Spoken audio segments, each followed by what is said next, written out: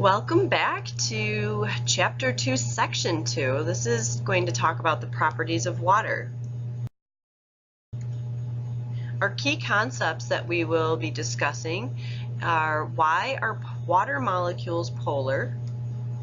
What are acidic solutions? What are basic solutions?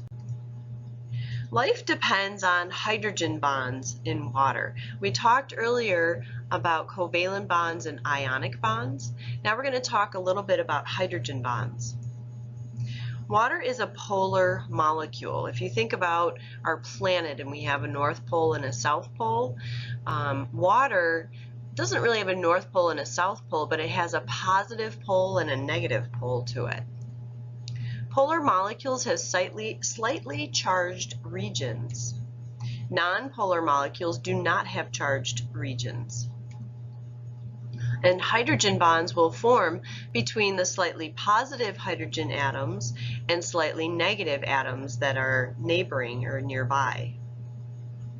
So in water, here's the polarity of water. Because oxygen is such a much larger atom than hydrogen, it's going to hang on to the electrons a little bit tighter and it'll pull them closer to it. So it actually gives oxygen a little bit of a negative charge. It's not actually taking those electrons, it's just pulling them closer to it because it's bigger molecule or a bigger atom. And then the hydrogen, because they're kind of a little more distant from those electrons, they're going to become more positively charged. Hydrogen bonds are responsible for three important properties of water. Water has a high specific heat, and that deals with the boiling temperature of water, the evaporation temperature of water, the freezing temperature. That's what they're talking about. It actually requires a lot of heat to get water to change its phase, and that's because of these hydrogen bonds. Cohesion is an attraction between molecules of the same substance, and adhesion is an attraction between molecules of different substances. So if you think back to the lab we did with the penny and putting drops of water on top of the penny, the water kind of bubbled up until it got to a certain amount, and that's considered cohesion, that the way that the water sticks to itself and creates that bubble on top of the penny. Adhesion has to do with even when you take a shower in the water, you see water droplets on the walls of your shower, on the shower door or curtain. That's adhesion. That's water being attracted to a different substance. Here you can see examples of water on the left-hand side. They're both a type of meniscus. On the left-hand side, you're seeing adhesion taking place. The molecules are sticking to the sides of that tube, and it's creating a meniscus that goes down. On the right-hand side, the water is more cohesive, and it's not attracted to the tube, it's more attracted to itself. So it forms that reverse type of meniscus. Please make sure you're highlighting as we go through these notes. Many compounds can dissolve in water. Water is a very unique substance because it can dissolve so many things. A solution is formed when one substance dissolves in another. A solution is considered a homogeneous mixture. If you were to take out your yellow cardstock and look up the prefix homo, homo means the same. So a solution is a mixture that has the same concentration throughout all of it. Solvents will dissolve other substances, and solutes dissolve in a solvent. So if you're talking about Kool-Aid, the water is the solvent, and the Kool-Aid mix, the dry mix or the sugar, is the solute. And here's just a cartoon version of what a solute and solvent could look like.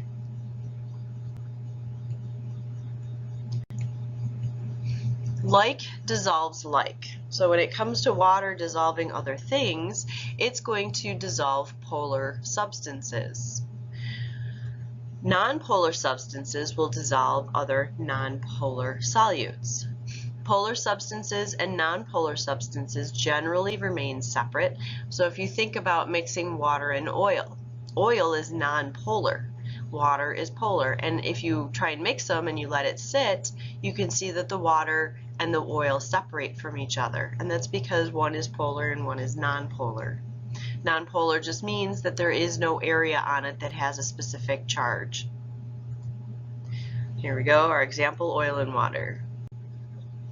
In this diagram, you see salt, which is NaCl, that's sodium chloride, being dissolved in water. So it's creating a salt water solution.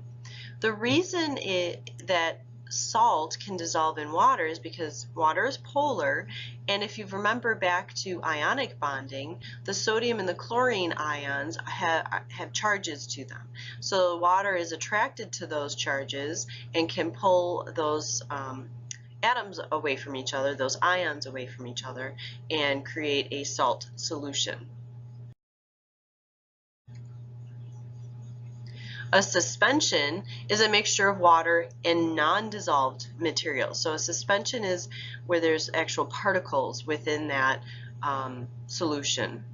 Some materials do not dissolve when they're placed in water, but they separate into pieces so small that they won't settle out. For example, ketchup. Although sometimes if you have to mix it a little, otherwise there's a little water at the top, but for the most part ketchup does not separate into different parts, and that's because the little particles in ketchup are very small and they will not separate out from the water. Blood is another example. There's a lot of things in your blood that are not dissolved. For example, your blood cells are not dissolved and they kind of flow through the liquid part of your blood. Some compounds can form acids and bases. An acid releases a hydrogen ion when it dissolves in water. A high hydrogen ion concentration or high H+ concentration is what you'll see in an acid solution. The pH, pH stands for the potential of hydrogen, and this is just a scale that was created to measure how strong an acid or a base is. If the pH, and it goes from 0 to 14 on the scale, 7 is in the middle. If the pH number is less than 7, it's an acid. And here is part of the scale. You can see they gave you an example. Stomach acid is at a pH between 1 and 3. And that's why if people have reflux, they can feel a burning sensation because acid can be very caustic. It can irritate tissue very easily. Some acids are strong enough to dissolve metal. So it's a very strong type of solution. A base actually removes hydrogen ions from a solution. So you're going to see a low hydrogen ion concentration. The pH for bases will be higher than 7. So actually the bile that your liver produces is a more basic type of a substance. And remember, bile is something that helps break down fats that you're eating. A neutral solution will have a pH of 7. Pure water has a pH of 7, and pure water is very hard to come by. Rainwater is actually slightly acidic, and the water that comes out of your faucet will have a slight pH one way or the other depending on where it's coming from. Here's another example of a pH scale. This indicates the concentration of hydrogen ions when it's dissolved in solution. You can take a look and see what are the more acidic types of things, what are the more basic types of things. Acids tend to be, if you were to taste them, which I'm not telling you to do, but they tend to be sour, and they're very caustic, they're very corrosive.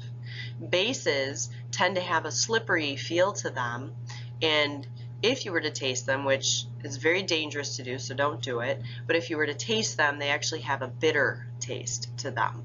I don't know if you've ever gotten soap in your mouth, but soap is rather bitter, so that might give you an idea without you actually going around tasting things, because that'll make you very sick. And actually strong acids and strong bases can harm you equally as much. So always be careful around them. And then there are things called buffers. Buffers are weak acids or bases that can react with a strong acid or base to prevent sharp, sudden changes in pH.